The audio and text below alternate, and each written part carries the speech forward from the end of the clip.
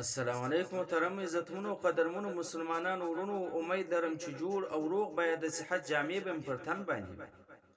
نن په کابل کې ډیره غمجنه ورځ ده او په کابل جان کې نن د غمونو بارانونه دي او کابل جان هم بیا په وینو باندې رنګ دی او ماشومان په وینه کې لت پت پراته دي. ای مسلمانانو افغانانو، دغه بې ضمیره دښمن چې زموږ وینه یې د څلوېښتو کالو راهیسته خرڅوي او په ډیر ارزان قیمت باندې ورکوي او د افغانانو ناموسونه خوښوي. دغه بې ضمیره دښمن هیڅکله دا نه خوښوي چې د افغانانو په لاس کې د قلم کتابچه او کتاب وي، او نه دا بې ضمیره دښمن د مسلمانانو او د افغانانو ترقي خوښوي چې دوی دې ترقي وکړي.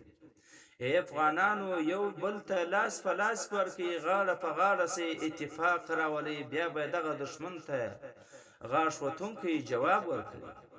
او که چیرې لاس په لاس کې نه کوي ور خپل مابین کې اتفاق نه راولي، همیشه به داسې افغانان ځورېږي او داسې ظلمونه به پر کېږي او وینه به یې داسې بې قیمته خرڅېږي.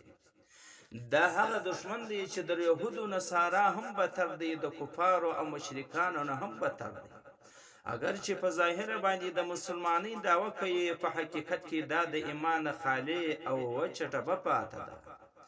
ځکه الله تعالی فرمایي: من قتل مؤمنا متعمدا فجزاؤه جهنم خالدین فیها. کم څوک چې راولاړ سي او یو مسلمان مؤمن په قصدن باندې قتل کی، هغه هیڅ ګناه هم نه کړي، دغه به په جهنم کې همیشه اوسیدونکی. د دې سزا همیشه د جهنم ده چې په جهنم کې به اوسیږي، جهنم کې به دی همیشه اوسیدونکی. دغه ماشومانو څه ګناه کړې وه چې نن دغه نښانه جوړه سوله او دغه شهیدان وګرځېدل.